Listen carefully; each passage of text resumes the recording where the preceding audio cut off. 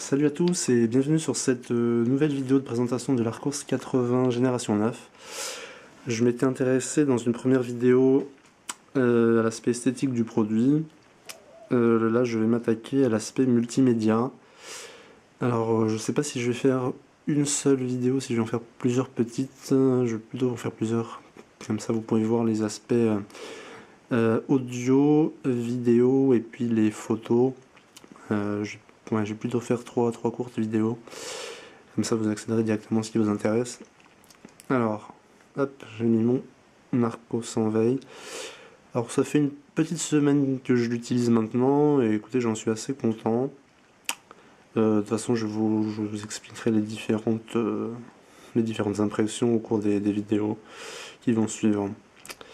Alors, pour l'aspect photo, hop, je vais dans une galerie.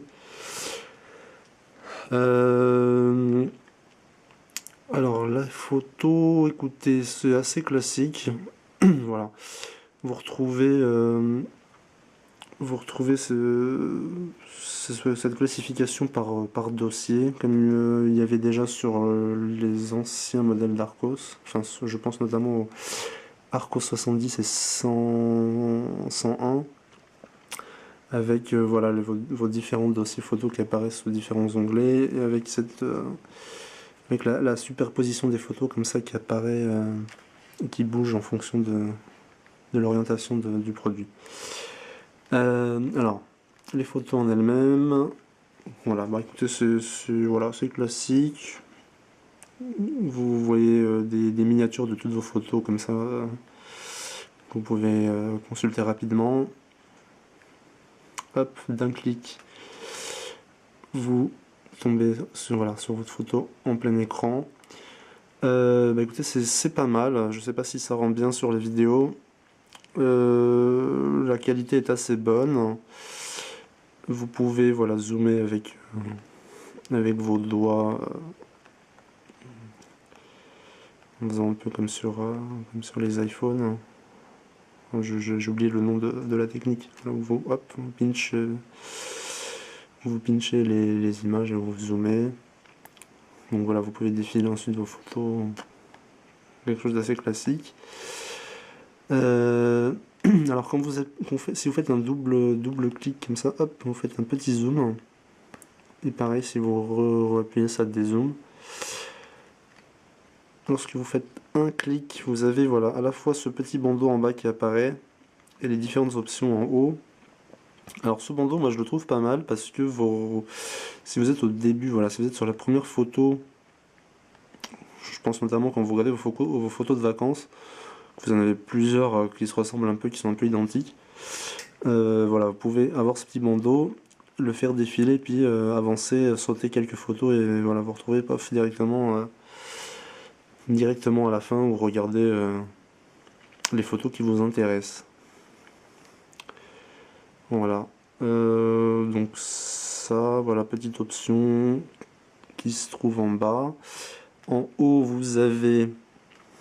Alors je sais plus ça, voilà, ça c'est pour une lecture en diaporama. Voilà, ça lance un diaporama de vos photos. Bon. Je me sens pas qu'il y ait d'options par contre pour accélérer ou changer la vitesse de défilement. Je n'ai pas trouvé. Là, vous avez des options, je dirais, d'envoi en fait, de traitement. Alors vous pouvez l'envoyer en Bluetooth vers un appareil mobile par exemple. Sur votre compte Facebook, par mail, voilà. Alors, ouais, je viens de voir pourquoi il y a Bluetooth, c'est envoyé par Bluetooth. Ouais, bon, écoutez. En tout cas, voilà, quelques options. Bon, la corbeille pour supprimer, bien évidemment. Et là, vous pouvez voir les détails de votre photo. Pas mal de détails quand même, le nom de la photo s'il y en a un, la date et l'heure à laquelle elle a été prise, le format, le poids, etc. S'il y avait le flash ou pas, bon bref. Ça peut être utile, par exemple pour vous rappeler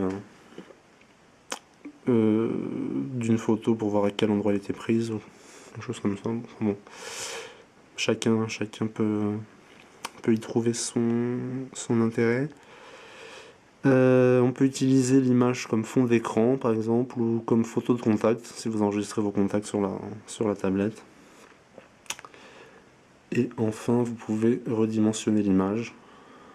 Hop. Voilà, là, hop, oula, je fais des bêtises.